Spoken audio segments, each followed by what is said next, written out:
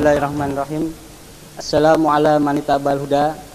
Salam sejahtera bagi Anda yang mendapatkan hidayah dari Allah Sang Pencipta.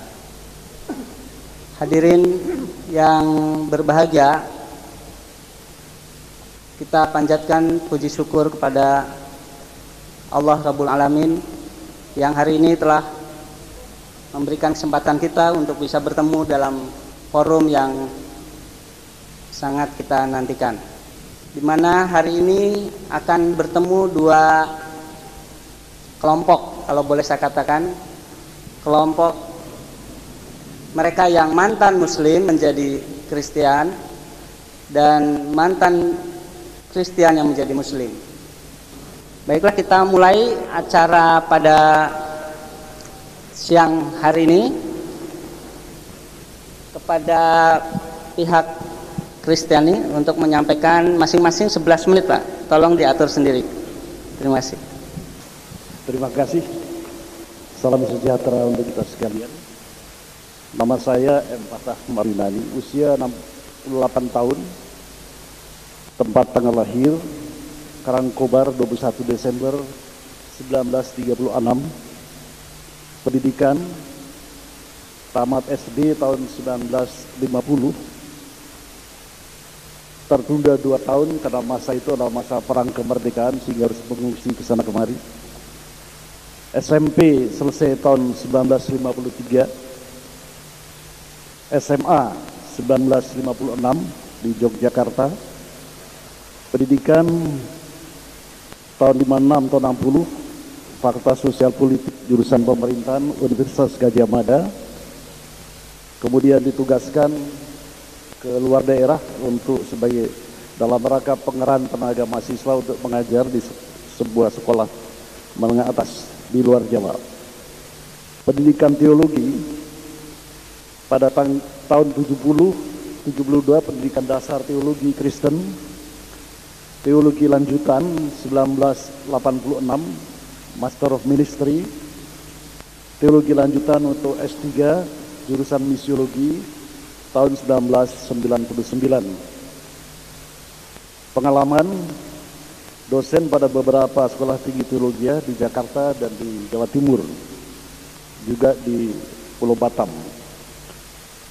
Pengalaman yang lain adalah tahun 2001 menghadiri pertemuan internasional Prison Fellowship International, yaitu pelayanan ke penjara-penjara di Johannesburg, Afrika Selatan. Tahun 2003 seminar dan pelayanan di University Technology Sydney, Australia. Bulan Maret dan April tahun ini adalah utusan dari NGO HAM ke the United Nations High Commission on Human Rights Conference di Jenewa, yang bersama-sama dengan 15 orang anggota, yaitu menyampaikan masalah-masalah crimes against humanity di Indonesia, masalah-masalah mengenai buruh migran, masalah-masalah yang terjadi bulan Mei 98, masalah Papua, masalah Aceh, masalah orang hilang, dan genosida. Itu beberapa pengalaman yang saya alami, yang sebenarnya tadi malam kami diajak untuk menghantarkan atau mengunjungi pemakaman almarhum Munir dari Kontras. Tapi karena ada acara di sini kami tidak bersedia. Dan saya senang sekali bertemu dengan Bapak Ibu sekalian, saudara, dengan platform bahwa kita semua adalah keturunan Adam. Itu betul. Dan kita semua adalah orang-orang yang beragama. Dan kita semua adalah bangsa Indonesia. Jadi platform yang sangat baik untuk kita membangun bangsa ini, yaitu dari sisi kepentingan bangsa dan negara kita. Terima kasih. Selanjutnya, paparan yang kedua adalah mengapa saya dari Islam menjadi Kristen.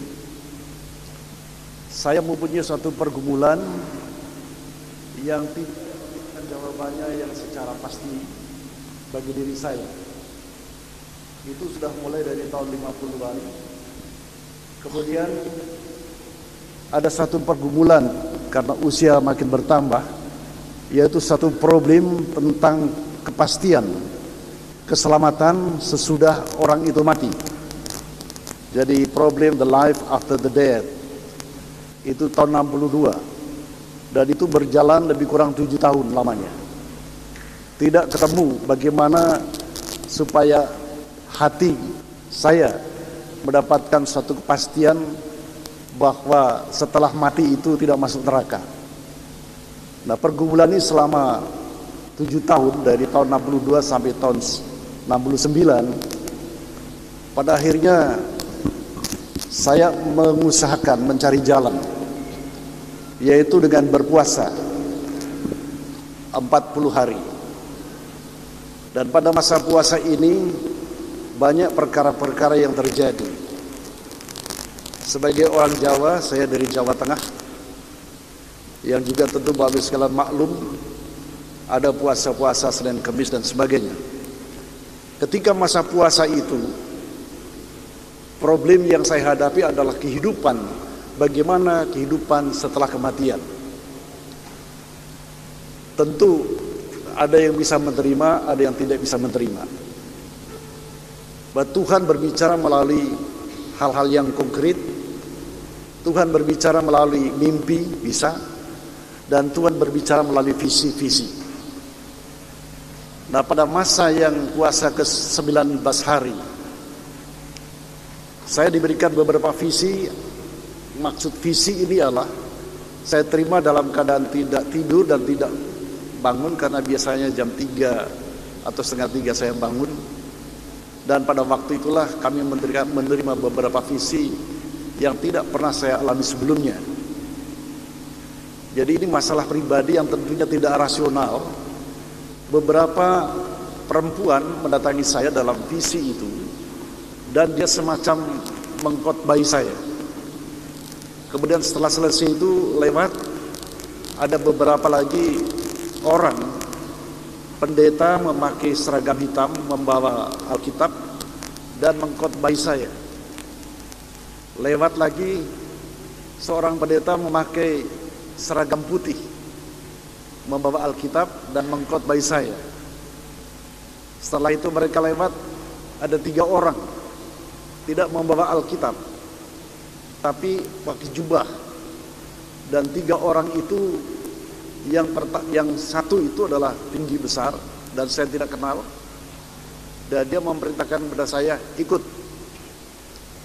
Saya terus ikut. Kepada yang pakai jubah tinggi besar itu, dia mempersilahkan saya untuk ada 2 gelas minuman, teh dan susu. Dan saya sambar yang susu saya minum. Kemudian peristiwa itu berlangsung hari ke-19 sampai ke-25. Dan pada waktu-waktu itu, kemudian pada masa puasa itu, saya didatangi lebih kurang ada 100 lebih malaikat-malaikat yang datang seperti burung dara turun dari langit. Dan kemudian dia mendarat di depan kami. Peristiwa ini sungguh sangat indah kalau dilihat oleh kacamata telanjang. Dan ternyata bahwa malaikat itu membawa almarhumah adik saya. Ternyata pada peristiwa itu memang adik saya meninggal, tapi saya tidak tahu. Dan malaikat yang terdepan itu membawa jenazah adik saya perempuan ini, dibawa terbang ke langit arah timur. Dan pemandangan ini sangat mencekam dan sangat menarik sekali. Dan seolah-olah saya ingin mengikuti. Lebih kurang 100 malaikat itu terbang, saya ingin ikut dia. Tapi malaikat yang terakhir, kemudian dia mencabut pedang dan memerintahkan saya, belum waktunya. Jadi kalau seandainya saya pada waktu itu ikut, ya tidak ada di sini. Itu pemikiran saya, dan saya diperintahkan untuk masuk kota, masuk hutan yang lebat, menyeberang sungai. Di dalam hutan itu sangat mengerikan karena gelap gulita. Ada banyak pohon besar dan binatang yang buas. Dan pada saat itulah saya tidak berdaya lagi dan saya tersungkur dalam keadaan ketakutan. Saya mendengar satu suara, "Jangan kamu takut, aku beserta dengan kamu." Peristiwa ini berlangsung selama masa hari ke-19 dan 25.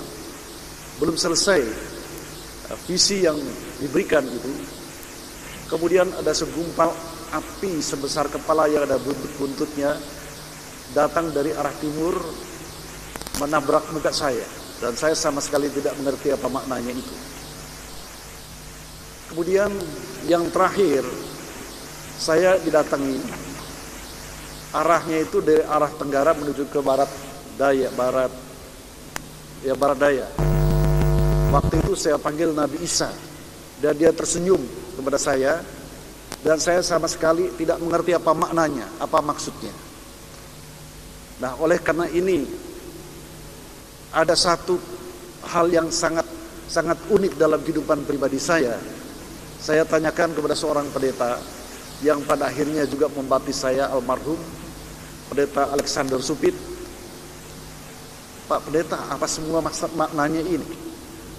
Pendeta itu mengatakan, "Kalau kamu seorang pembunuh, biasanya Yesus yang saya sebut Tuhan sekarang ini, dia hanya memperlihatkan lambungnya yang kena tombak.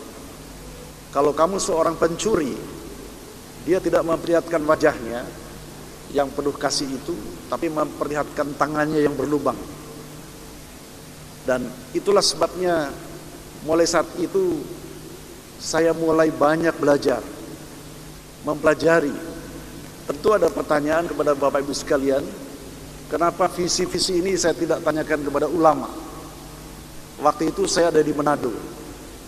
Saya ditugaskan untuk mengajar di SMA negeri di sana. Jadi komunikasi atau milieu di sana adalah milieu Kristen, dan saya tanyakan kepada pendeta yang saya ucapkan, yang saya utarakan tadi. Nah, dari situ saya mengambil satu kesimpulan, yaitu bagaimanakah keselamatan. Perasaan saya mendapatkan satu damai sejahtera, dan untuk itulah maka pada saat itu saya menyatakan diri memeluk agama Kristen. Dan tentu saja visi ini tidak rasional, tidak bisa dicerna dengan akal pikiran. Nah, oleh karena itulah maka visi-visi yang saya terima dari Tuhan itu saya mulai menyelidikinya. Dan ternyata bahwa ketika saya masih kecil, masih SD, saya pernah bertanya kepada yang mengajar saya masih muslim, Pak Ustadz, kalau kepengen ke surga itu bagaimana caranya? Wah, kamu harus melalui jembatan yang digambarkan seperti katio rambut pinorop itu, seperti rambut dibelah 7, dan di bawah jembatan itu ada satu jurang yang dalam, dan tidak semua orang bisa. Nah, jadi gambaran saya itu, apakah mungkin ada orang yang bisa melewati jembatan itu? Ternyata saya mengambil kesimpulan bahwa ketidakmungkinan itu karena konsep-konsep yang ada pada diri manusia yang menyebabkan orang tidak bisa menyeberang. Dan oleh karena itulah kepada Bapak Ibu sekalian dan pada Forum Arimatea, saya mengucap syukur kepada Tuhan, waktu yang sangat baik, karena kita semua adalah bangsa Indonesia, kita semua adalah keturunan Adam, dan kita semua sedang dalam perjalanan untuk mencari kebenaran yang hakiki. Dan di dalam masa transisi bagi saya ini, itu merupakan suatu berkah bahwa kita bisa berdialog melalui Forum Arimatea. Saya ucapkan terima kasih kepada Forum Arimatea. Terima kasih.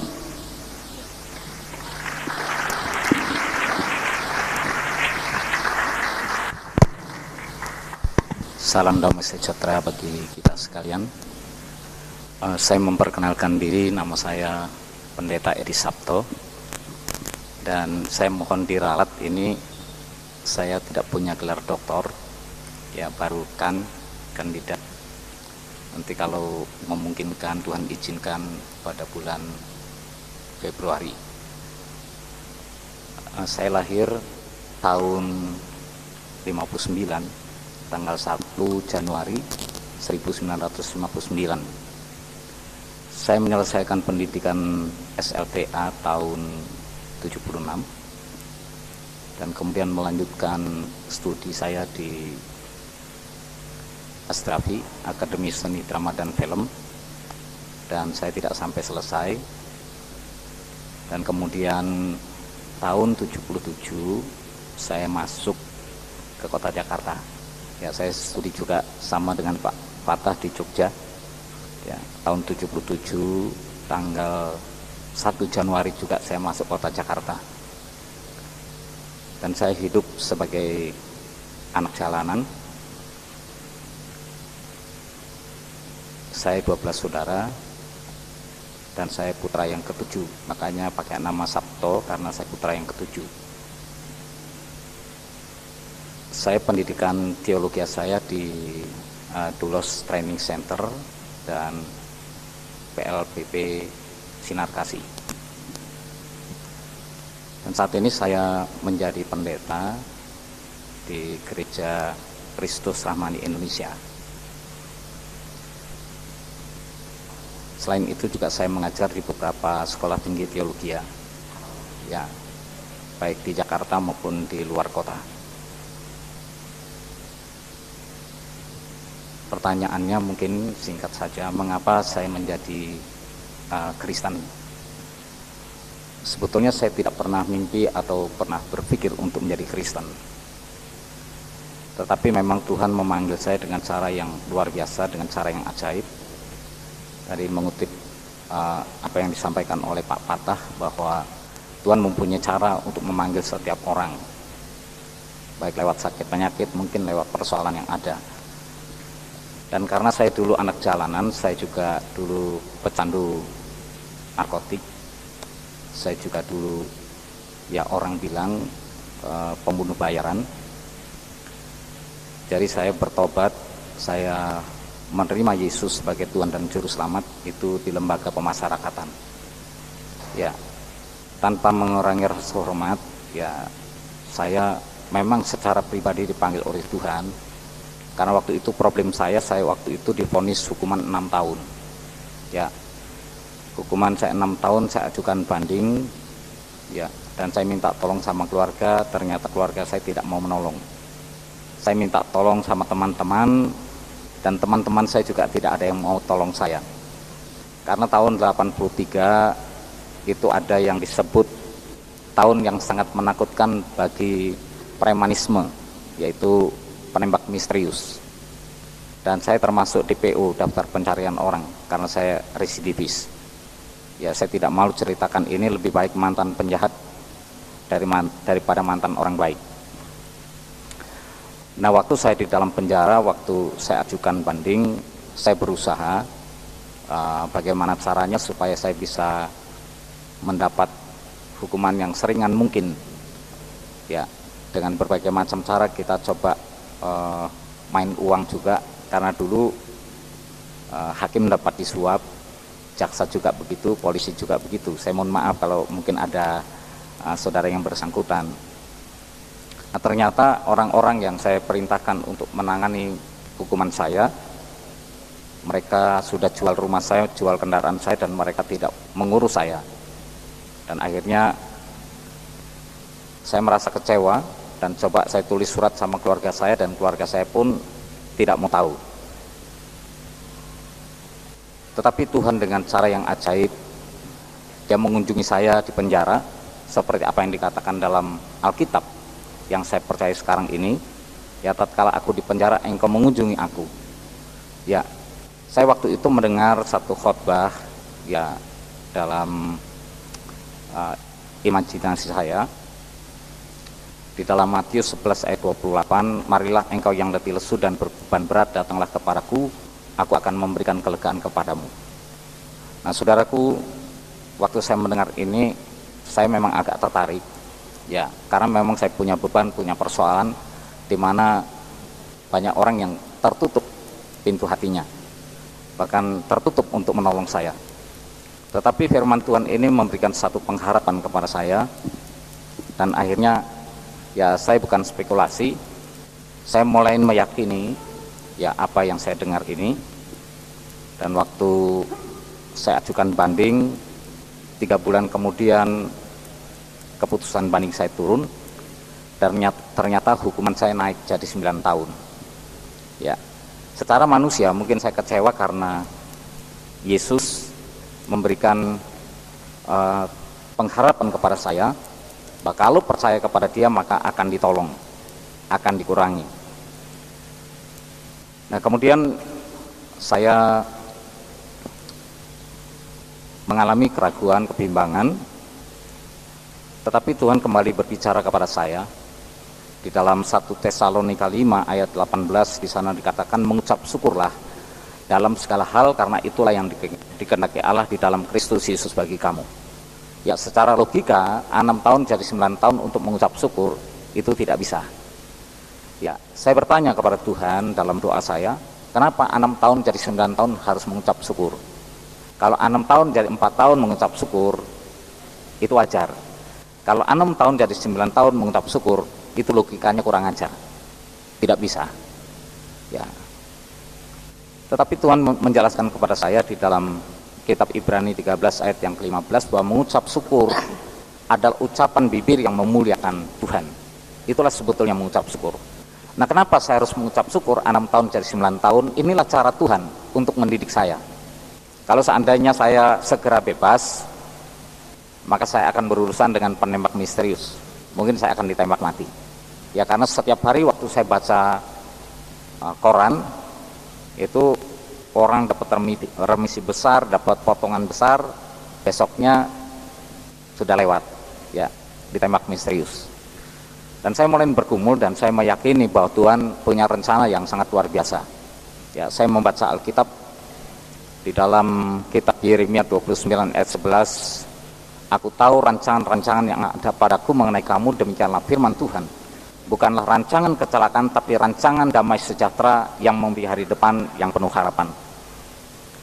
Dan saya mulai meyakini, ternyata setelah saya jalani 1 tahun 1 minggu, keputusan kasasi saya turun. Dan hukuman saya sangat mengejutkan karena waktu saya baca di sana 1,6 tahun. Saya pikir 16 tahun hukuman saya. Ya, karena memang saya terpaku dengan angka 1,6 tahun. Dan kemudian petugas berkata, coba kamu tenang dulu, kamu baca baik-baik.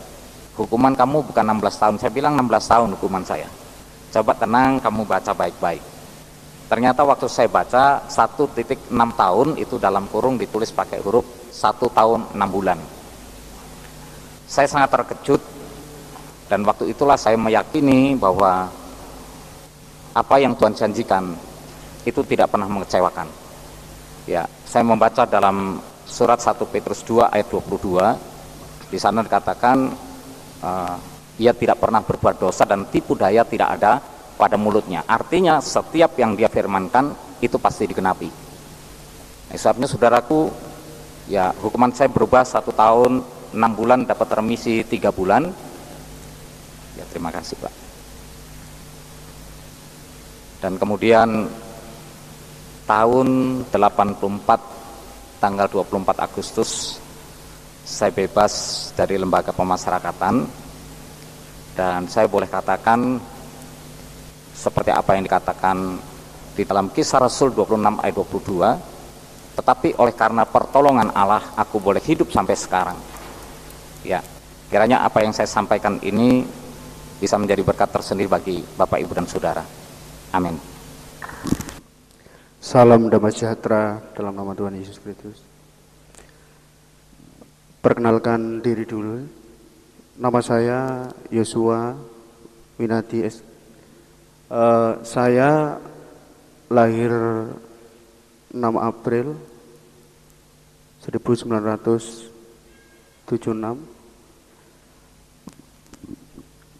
Latar pendidikan saya tingkat dasarnya Madrasah Islamiyah yang ada di Lamongan, dan lulus SMP tahun 96. Lulus SMA yang mana masih dalam lembaga pendidikan Ma'arif. Saya lulusan tahun